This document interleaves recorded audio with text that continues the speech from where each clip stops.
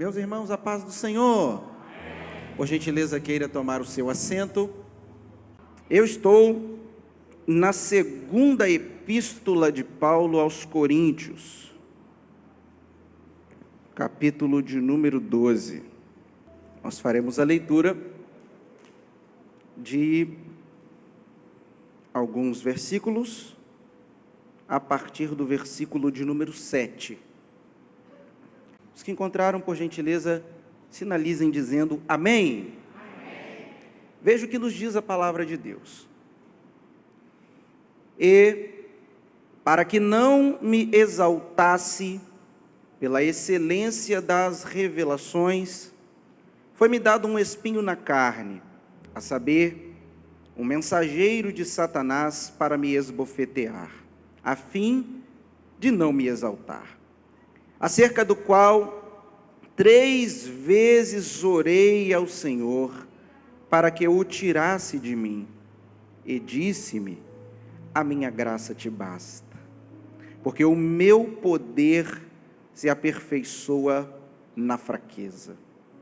De boa vontade, pois, me gloriarei nas minhas fraquezas, para que em mim habite o poder de Cristo.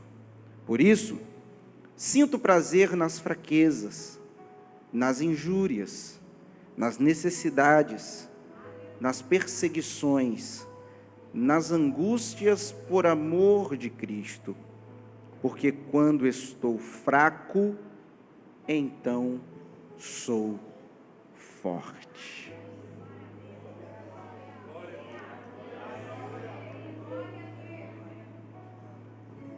Imagine que você chega em uma cidade, em um local, em um povoado, que nunca ouviu falar do Evangelho. E você chega naquele lugar, vê aquelas pessoas que precisam escutar as boas novas de Cristo e começa a pregar. Ganha várias pessoas para Jesus, uma comunidade cristã começa a nascer ali, você discipula, instrui, ensina, vê aqueles cristãos dando seus primeiros passos na fé e também no ministério. Mas tempos depois, aqueles cristãos que você ganhou para Jesus, que você discipulou, batizou, instruiu, orientou, agora começam a duvidar da autenticidade do seu ministério. Essas pessoas que você abençoou, edificou, consolidou, agora começam a questionar a autenticidade da sua chamada. Como você se sentiria? Triste? Frustrado? Decepcionado? Foi mais ou menos isso que aconteceu com o apóstolo Paulo em relação à igreja que estava na cidade de Corinto. Na sua segunda viagem missionária, Paulo chega nesta cidade, evangeliza, ganha ali várias pessoas para Jesus, uma comunidade surge anos depois. Falsos apóstolos, que são chamados na carta de superapóstolos, se infiltram nesta comunidade na cidade de Corinto para disseminarem ali falsos ensinos. E para que a igreja recebesse de bom grado estes falsos ensinos, o caminho que os superapóstolos, os falsos apóstolos encontraram foi atacar o apostolado de Paulo. O caminho foi colocar no coração dos irmãos dúvidas sobre o ministério de Paulo. E eles começaram a dizer: Paulo é apóstolo coisa nenhuma. Nós somos apóstolos, somos hábeis oradores. Olha aqui a nossa carta de recomendação. Nós tivemos diversas viagens além mundo, visões. Nós tivemos a oportunidade de ir até o 7º céu, até o 10º céu. Nós vimos coisas grandiosas e maravilhosas. A única coisa que Paulo tem para contar é sofrimento. Que apóstolo é esse que Paulo é? E a tensão estava tão grande que Paulo, estando em Éfeso, saiu de Éfeso e foi até Corinto numa visita muito breve, na tentativa de resolver a querela. E a sua ida foi mal sucedida. Paulo então envia Timóteo como seu representante para tentar administrar a situação, e também não fluiu como Paulo desejava. E então Paulo escreve esta missiva que nós temos em mãos. Alguns eruditos dizem que Paulo teria escrito 4 cartas para a igreja de Corinto. 2 delas nós temos na Bíblia. Estas cartas são chamadas de carta A, B, C e D. As que nós temos na Bíblia são a carta B e a carta D. A carta A provavelmente se perdeu, e alguns eruditos entendem que a carta C, ou totalmente, integralmente, ou uma parte dela, está aqui na 2ª epístola de Coríntios.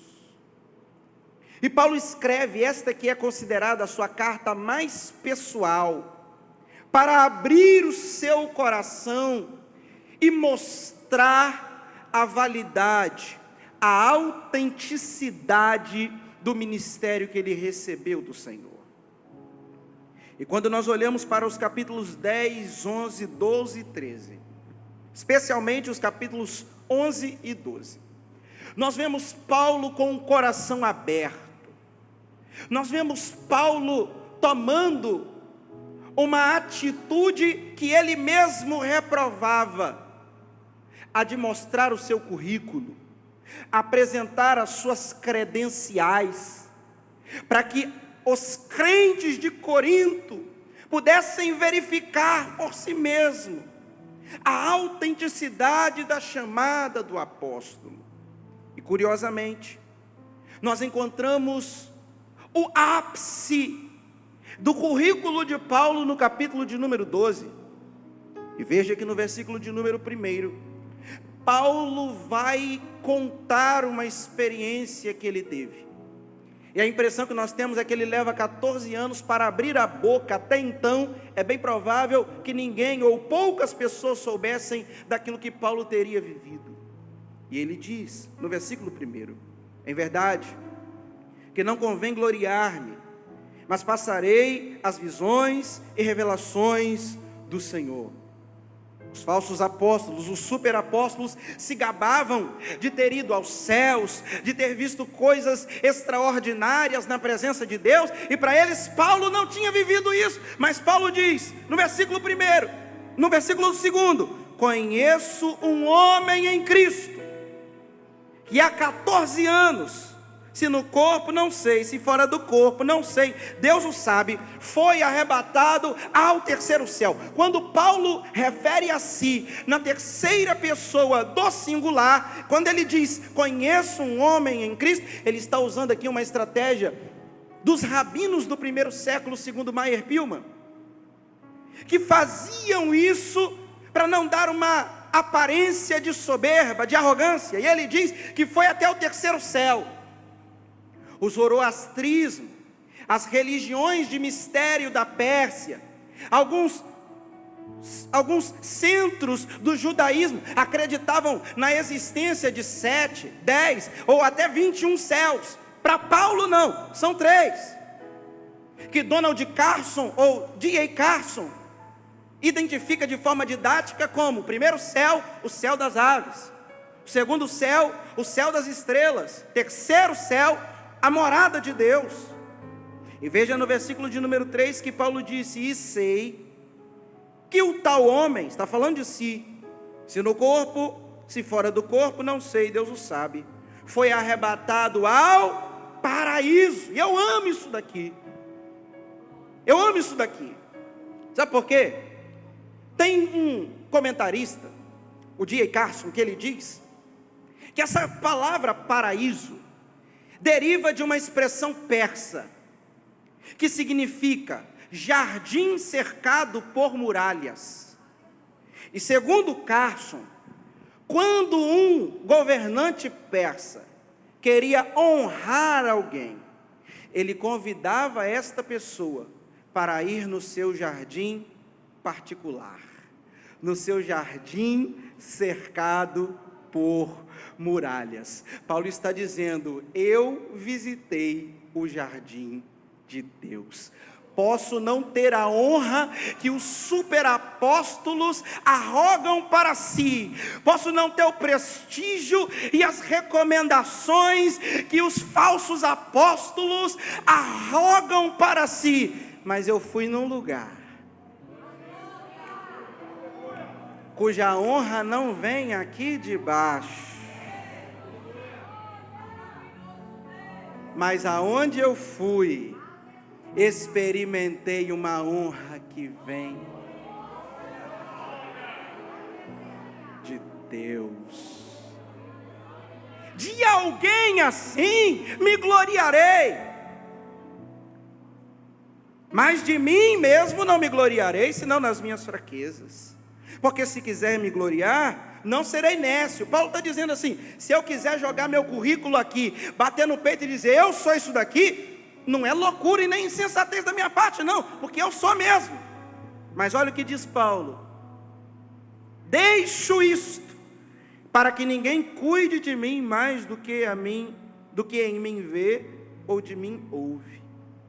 Mas curiosamente, irmãos, Paulo, que está vivendo o auge da sua glória, o auge da honra, nos versículos 6 iniciais do capítulo 12, Paulo, que está vivendo o ápice da exaltação espiritual que ele poderia ter, no versículo de número 7, como uma fruta madura que cai, despenca do pé no solo. Isso acontece com Paulo, porque o evangelho é um grande paradoxo entre sofrimento e alegria, dor e prazer, cruz e satisfação. Para que não me exaltasse, pela excelência das revelações, que revelação maravilhosa, eu fui convidado para conhecer o jardim de Deus, eu ouvi palavras que são inefáveis, e ao homem não é lícito falar, mas para que não me exaltasse, foi-me dado um espinho na carne, a saber, um mensageiro de Satanás, para me esbofetear, a fim de não me exaltar. A grande verdade, queridos irmãos, é que nós lemos a Bíblia fazendo perguntas. Gordon Fee, no seu livro Entendes o que Lês, diz que não basta fazer perguntas à Bíblia, mas nós precisamos fazer as perguntas certas. E a verdade é que muita gente olha para este versículo e a pergunta que se faz é: qual é o espinho na carne de Paulo? Os debates têm sido intensos, têm sido inúmeros, fervorosos, têm sido muito grandes, mas nós precisamos nos ater às informações que a Sagrada Escritura nos dá. Veja que Paulo diz: foi-me dado. Ele não pediu, ele não requisitou, ele não desejou. Foi-me dado um espinho na carne. A expressão aqui espinho é escolopse, que pode ser traduzido como estaca, lasca, isca de anzol. Era um objeto pontiagudo. Espinho na carne, alguma coisa que fura, alguma coisa que espeta.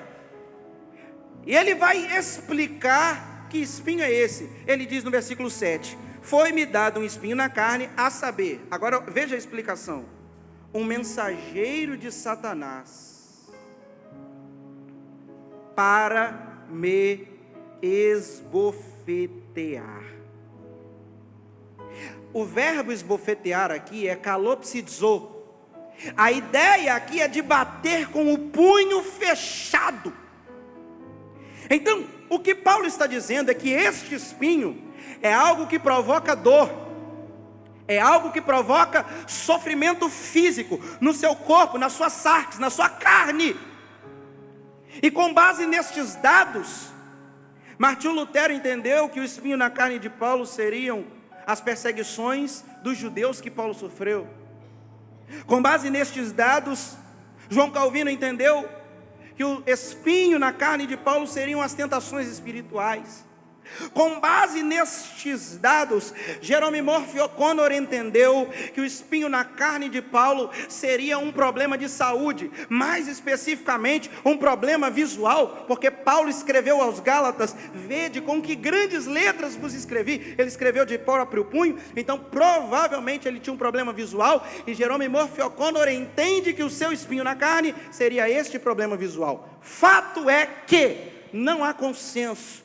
Não dá para saber qual era o espinho na carne de Paulo, mas talvez não seja essa a pergunta mais ideal a se fazer. Qual é a pergunta ideal? Não é qual é o espinho na carne, é para quê?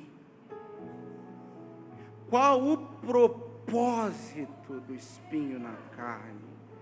O que é que Deus queria ao permitir que um mensageiro de Satanás, tal como na história de Jó, afligisse o seu servo? O que é que Deus queria com isso? E isso fica muito claro no versículo 7, quando Paulo começa o versículo dizendo: e para que não me exaltasse. E ele termina o versículo 7 dizendo: a fim de não me exaltar. Sabe, gente, o nosso coração tende para o pecado. O orgulho, a vaidade, a soberba, a arrogância rondam o nosso coração. Imagine o coração de Paulo. Eu me recordo de um livro de um autor norte-americano chamado Max Lucado. O nome do livro é Aliviando a Bagagem, que ele contou uma história que me chamou muita atenção, sobre um menino que ganhou na escola uma medalha de o mais humilde. Só que no dia seguinte tiraram a medalha do menino, sabe por quê? Porque ele usou. Ele colocou a medalha, o distintivo no seu uniforme e foi para a escola batendo no peito dizendo: eu sou o mais humilde aqui. Não tem ninguém mais humilde do que eu. Ninguém aqui é tão humilde quanto eu. Arrancaram a medalha dele. E quando eu leio esse texto aqui, queridos irmãos, eu me lembro da minha infância. A gente ia nos aniversários infantis e tinham muitos balões. E quando terminavam aquela festa, as mães iam desmontar, os meninos ficaram loucos atrás dos balões. E a gente sempre pegava um alfinete, uma pedrinha pontiaguda. E a graça não era brincar com o balão, a graça era espetar o balão do outro, furar o balão do outro. E a gente fazia isso para tentar ser mais esperto do que o outro. E Deus está furando o balão de Paulo. Deus está esvaziando o ego de Paulo, para que Paulo não se perca com a vaidade. Eu vou te dizer uma coisa. Esse espinho na carne era Deus tratando o coração do apóstolo. Estava doendo, estava machucando, estava incomodando, estava sendo difícil, doloroso, mas era Deus moldando, trabalhando no caráter e na santificação de Paulo. Era interessante para Satanás que Paulo se envaidecesse. Era interessante para o diabo que Paulo ficasse orgulhoso e soberbo, como os falsos apóstolos. Se Deus tira o espinho, Paulo seria transformado na imagem expressa do diabo. Mas como a santificação nos transforma à imagem de Jesus, Deus mantém o espinho. Deus mantém o espinho.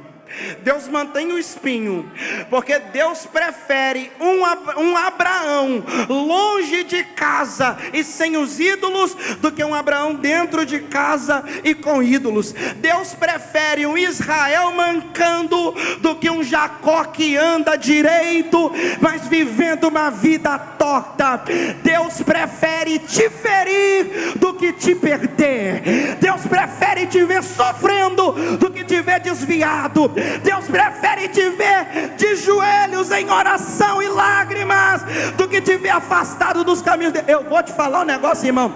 Tem crente com talento na igreja, canta demais, lá fora já teria estourado há muito tempo, mas Deus não deixa sair do anonimato, porque se um vídeo viralizar, no dia seguinte ele desvia. Tem crente, irmão, que tem que viver no aperto financeiro.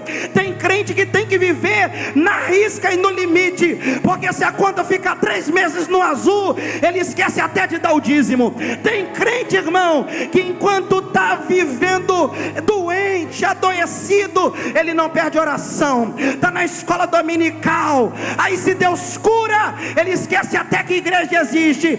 Então Deus não vai tirar o espinho, porque o espinho me santifica, o espinho me protege, o espinho me guarda. Então eu tenho uma palavra de Deus para a tua vida que essa noite: para de reclamar desse sofrimento, para de pensar que Deus não está te vendo, que Deus te esqueceu, que Ele te abandonou. Abandonou não, o espinho aí é Deus dizendo: estou te protegendo, estou te guardando, estou te vacinando, estou te livrando do que pode acontecer ali na frente.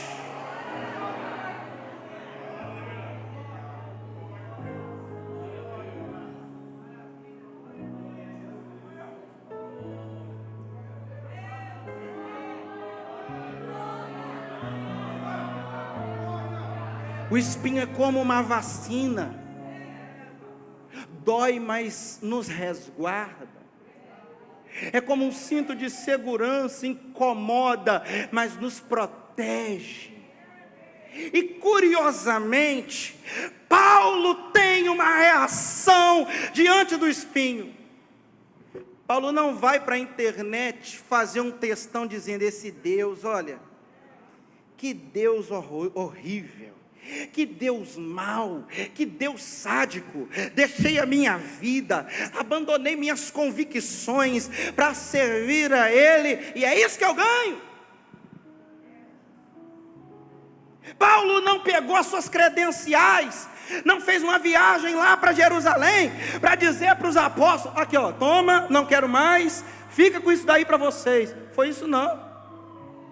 Paulo não mandou uma carta para dizer para a igreja de Jerusalém: ó, estou entregando todas as minhas responsabilidades, que esse Deus está me fazendo sofrer demais. Sabe o que Paulo fez?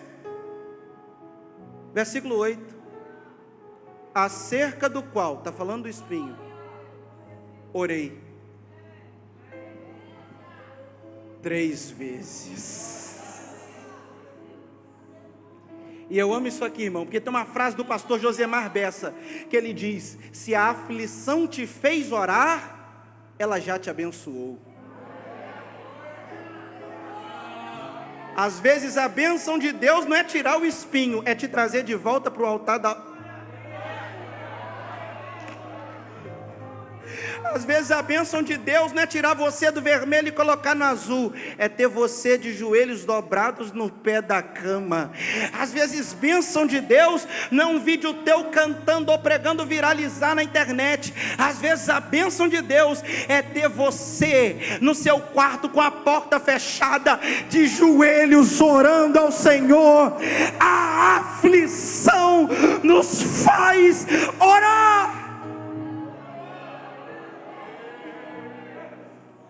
E sabe o que eu acho interessante? Hernandes Dias Lopes comenta que para um judeu orar sobre o mesmo assunto por 3 vezes, isso indica que o desespero dele era extremo. Irmão, oração boa é essa daqui.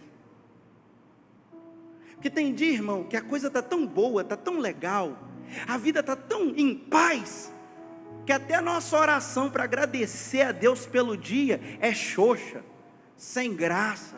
Ô Senhor, muito obrigado por esse dia, muito obrigado pela família, muito obrigado pela saúde, amém.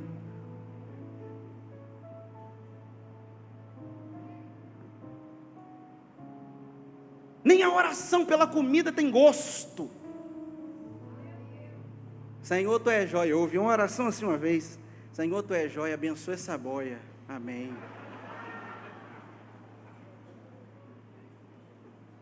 Mas quando a aflição chega, irmão, quando o espinho na carne começa a afligir, começa a nos espetar, começa a nos apertar, não tem esse negócio de oração de 30 segundos não, meu filho.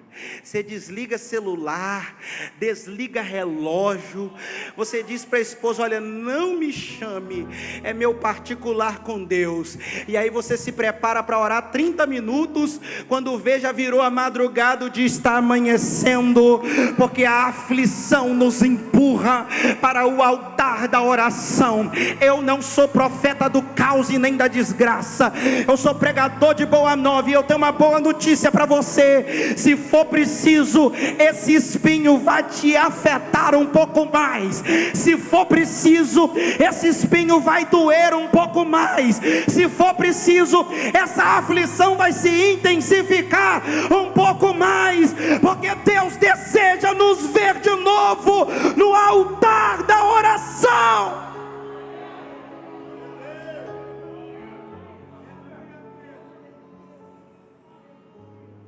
E a oração de Paulo: Senhor, tira o espinho. Senhor, tira o espinho. Senhor, tira o espinho. A resposta de Deus para ele: e disse-me, a minha graça te basta, porque o meu poder se aperfeiçoa. Eu amo isso daqui. Sabe por quê? A primeira expressão que Paulo usa é: e disse-me. Não foi a resposta que Paulo queria, não foi a resposta que Paulo ansiava, não foi a resposta que Paulo desejava ouvir, mas sem resposta ele não ficou. E disse-me, e disse-me, e disse-me, porque oração não é monólogo, oração é diálogo. Quando eu abro diante de Deus a minha boca, Ele escuta a minha voz e Ele me responde dos altos céus. E eu amo isso daqui, sabe por quê? Porque a Bíblia diz que o espinho na carne de Paulo era um mensageiro de Satanás. Mas é interessante que, como era um mensageiro de Satanás, Paulo não foi falar com Satanás para tirar o espinho. Paulo foi falar com Deus, porque o controle não está na mão do diabo. Martinho Lutero diz que ele é um cão na coleira de Deus, e ele vai até onde Deus o permite ir. É por isso que eu não tenho pacto com o diabo, é por isso que eu não tenho conversa com ele. Ele pode estar me afetando mundo, mas eu não falo com ele, eu falo com Deus. Eu falo com Deus, eu falo com Deus que manda no céu, manda na terra, manda no mar, manda na minha vida, manda na sua vida, manda na igreja. Disse-me, eu amo isso aqui, porque o Cristo que nós servimos ainda responde a oração de um crente.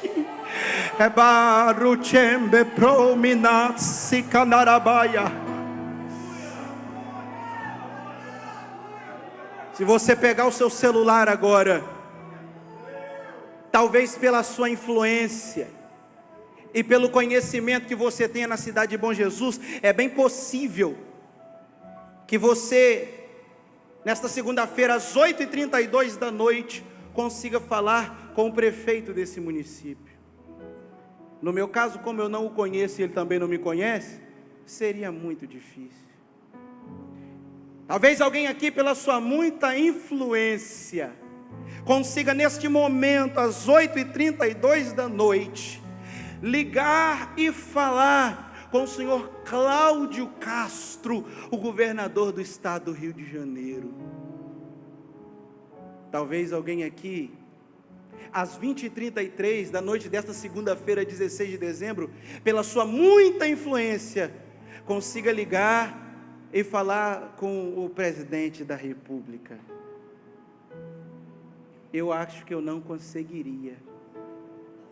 Mas sabe o que eu acho lindo? É que eu posso ser um crente pobre, desconhecido, anônimo, sem força, se eu dobrar os meus joelhos. Quem diz alô do outro lado da linha?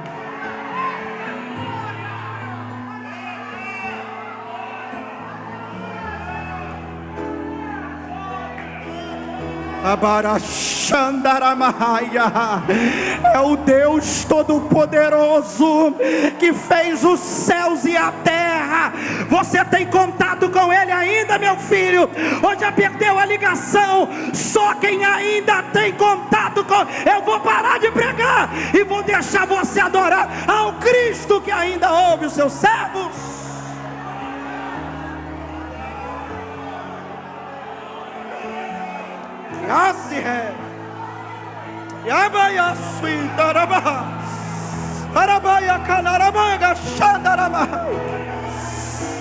Dubria séria narabaga xandarama.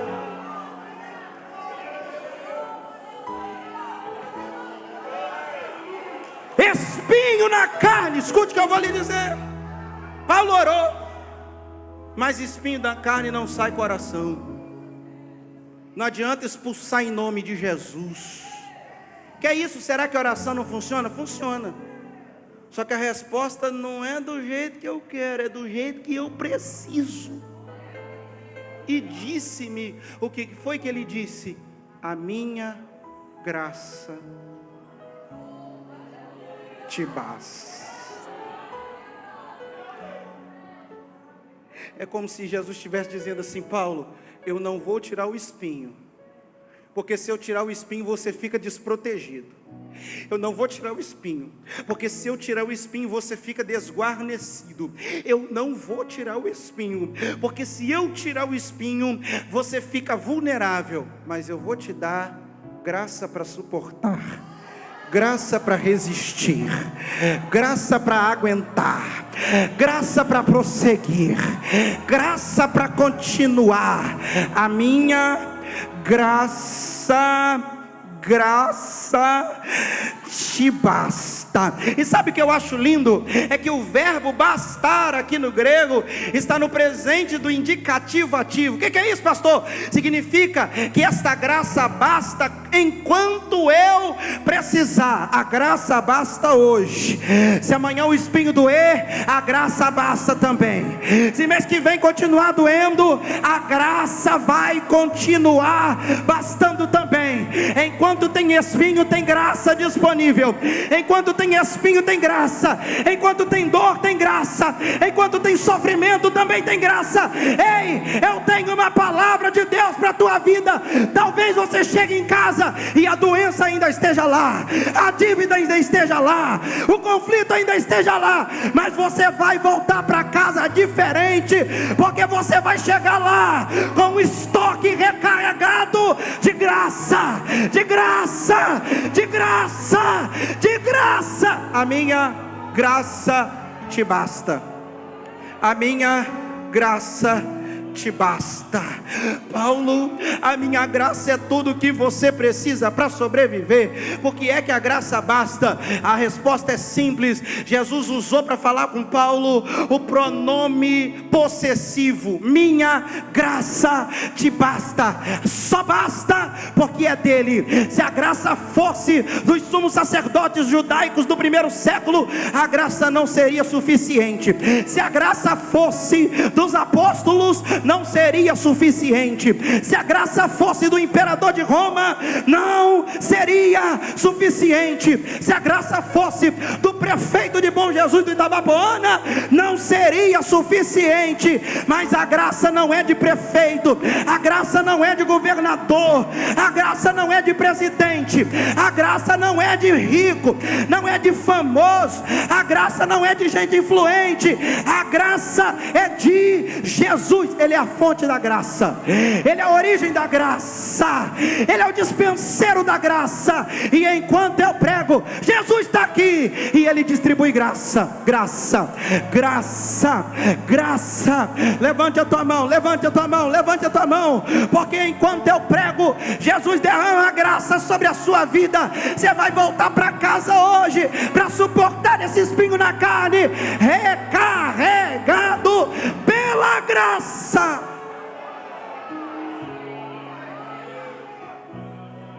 A minha graça te basta, porque o meu poder se aperfeiçoa na fraqueza. Quando eu me gabo, quando eu bato no peito pensando que eu sou, eu tenho que me garantir. Não é você que é o bom? Prega aí sozinho. É você que é o bom? Pastoreia aí sozinho. Mas tem um corinho que eu gosto tanto: se Deus puxar da tomada, não canta, não prega,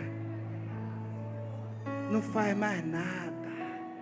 Porque se tirar o poder dele da nossa vida, só sobra esse ser humano aqui, de carne e osso e pecador. O que faz a diferença na minha vida não é credencial. O que faz a diferença na minha vida não são habilidades especiais.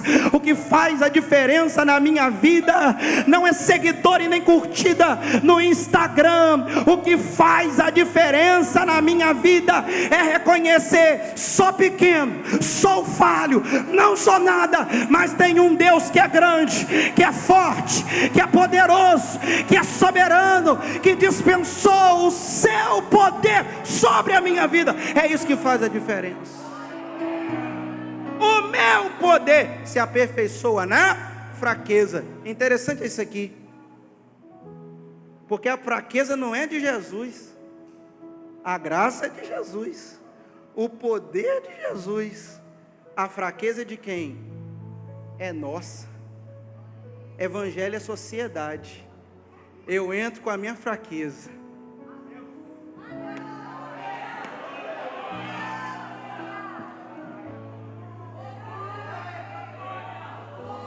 Eu entro com a minha dependência. Eu entro com os meus sofrimentos, eu entro com os meus espinhos na carne, e Ele entra com a graça, Ele entra com poder, Ele entra com resposta. Evangelho é parceria. Eu tenho fraqueza, Ele tem poder. Eu tenho espinho, Ele tem resposta. Eu não sou nada, mas Ele tem poder, Ele tem força. Quem é que já fez essa parceria com Deus?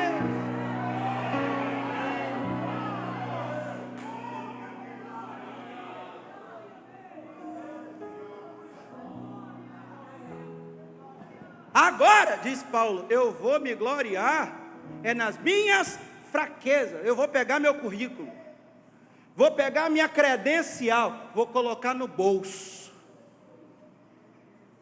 porque eu não gosto de dar carteirada, dizendo Paulo.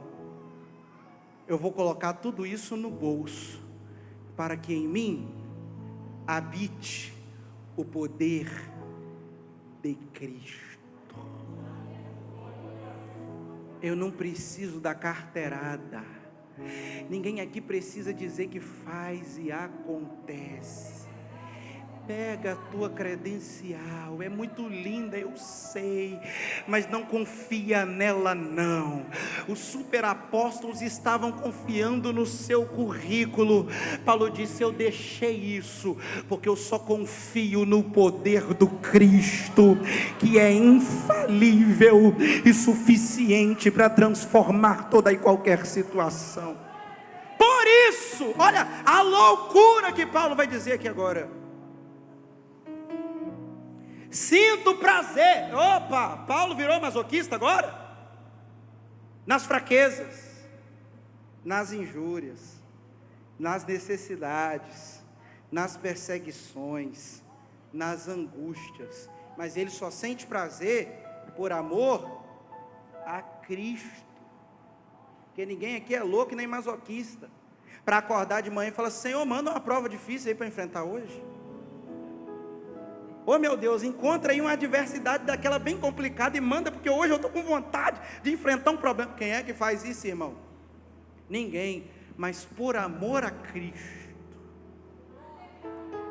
a gente enfrenta. Por amor a Cristo, a gente atravessa. Por amor a Cristo, a gente vai.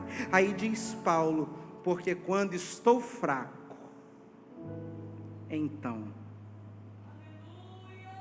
sou forte.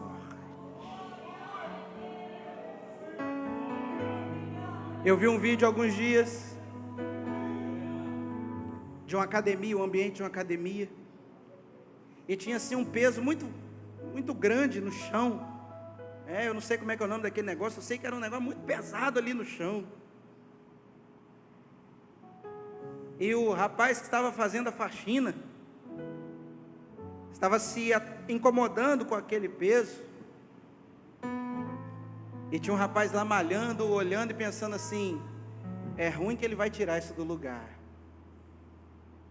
De repente o moço, faxineiro, que ninguém dava nada por ele, com o bracinho assim franzino, pegou, levantou, tirou o peso do lugar, e todo mundo ficou olhando, boquiaberto, igual eu e você, que as pessoas dizem, agora acabou, chegou no limite, agora ele para, agora desvia, dessa luta ele não escapa. Não escapa? A nós aqui hoje de novo. Te deram 3 meses de crente, disseram, converteu em janeiro, não chega em maio, a dezembro aí virando, e nós já vamos entrando em 2025, se Jesus não voltar até lá. Ai, irmão, eu disse que evangelho é sociedade, é mesmo. A gente entra igual Davi diante de Golias com a fraqueza, mas na força dele a gente vence. Levanta a tua mão, porque eu tenho uma palavra. Não se ache demais, não pense que você é forte demais. Sansão se achou muito forte e se deu mal, mas se você entender a sua fragilidade, se prepare, porque na força de Deus você vence, na força dele você avança, na força dele você transpõe, na força dele você vai. E aproveite a tua mão levantada agora para adorar ao nome deste Deus que é poder e que nos enche de graça nessa noite. Graça, graça, a mim basta graça de Deus Jesus, graça, graça, a graça.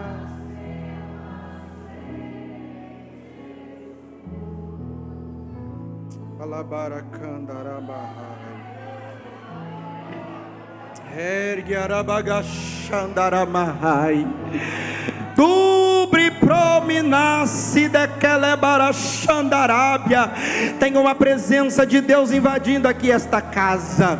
Tem uma graça de Deus inundando esse ambiente. Deus está consolando o teu coração, meu filho.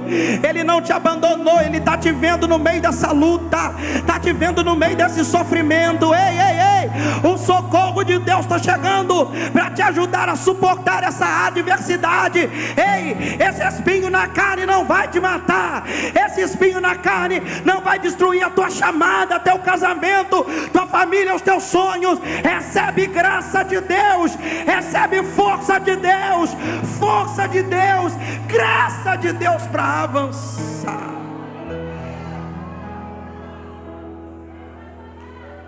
Aria galabaio hebria, urimandarábia comina bromina asiaha. Ah, se você pudesse sentir a graça que flui de Cristo Jesus para nós aqui nessa noite, se você pudesse sentir o poder de Deus que está sendo liberado sobre nós aqui essa noite, eu convido os espirituais que já entenderam que o espinho não vai te parar, para entrar comigo agora adorando ao nome do Senhor, porque enquanto você adora, Ele derrama força, enquanto você adora, Ele manda poder e graça para avançar na vida. Por favor, fique de pé comigo.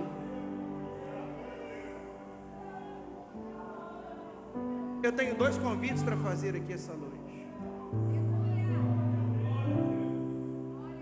O primeiro é para você que entrou aqui essa noite dizendo: eu ainda não tenho um compromisso com esse Jesus. Eu ainda não reconheci esse Jesus como meu Salvador. Ei, Jesus morreu na cruz, meu filho, para te dar salvação e vida eterna. E Ele hoje pode mudar a sua história completamente. Se você reconhecer o seu senhorio sobre a sua vida. Se nesta noite você deseja fazer uma aliança, um pacto com Jesus, para servi-lo por toda a sua vida, este convite é para você. Saia do seu lugar e venha aqui à frente. Eu tenho ainda um segundo convite para você que entrou aqui sentindo o peso das aflições, a dor dos espinhos, a adversidade de fato afligindo a tua alma, e você precisa da graça de Cristo Jesus para suportar. Eu quero te convidar, me permita orar por você.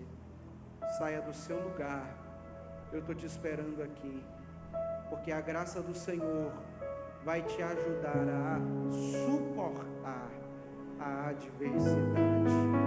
Esses 2 convites estão abertos, a oportunidade está franqueada. Saia do seu lugar e eu te espero aqui na frente. Cadê você? Já tem gente chegando aqui.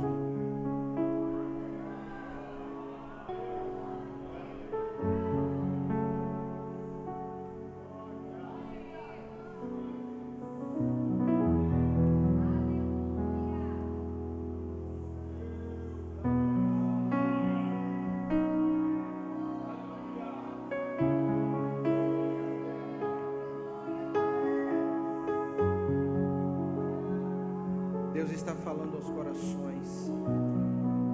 Existem vidas essa noite ouvindo a voz do Senhor. Eu estou te esperando aqui na frente. Saia do seu lugar. Cadê você? Esta é a noite de você fazer um pacto com Cristo. Ou, se você crê que Jesus pode te dar graça para suportar esses espinhos, eu estou te esperando aqui. Aonde está você? Eu quero orar por essas vidas que aqui estão. Ainda tem pessoas se encaminhando aqui para frente. Enquanto isso, a igreja ora ao Senhor e adora ao Senhor, porque Deus está neste lugar.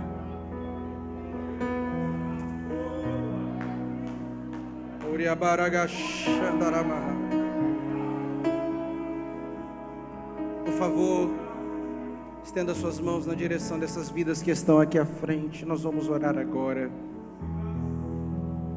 Deus querido,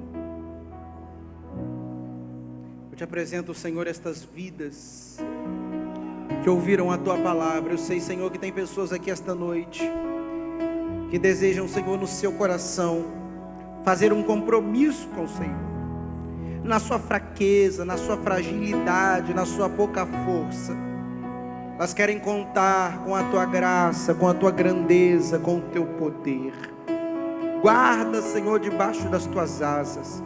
Senhor, em nome de Jesus, derrama sobre cada irmão que aqui está graça para suportar as aflições, enquanto o Senhor trata o nosso coração, enquanto o Senhor burila a nossa vida segundo a Tua vontade. Deus nosso Pai, é no nome de Jesus que nós te pedimos que as adversidades, que a nossa pouca força, que o espinho na carne, nada seja capaz de atrapalhar a nossa caminhada com Cristo, que nada seja capaz de impedir a nossa marcha para o céu, mas que nós possamos, ó Deus, receber graça do Senhor, que nós possamos receber graça do Senhor para avançar em meio às lutas, para avançar em meio à adversidade, para prosseguir em meio ao sofrimento. Esta é a nossa oração e nós a fazemos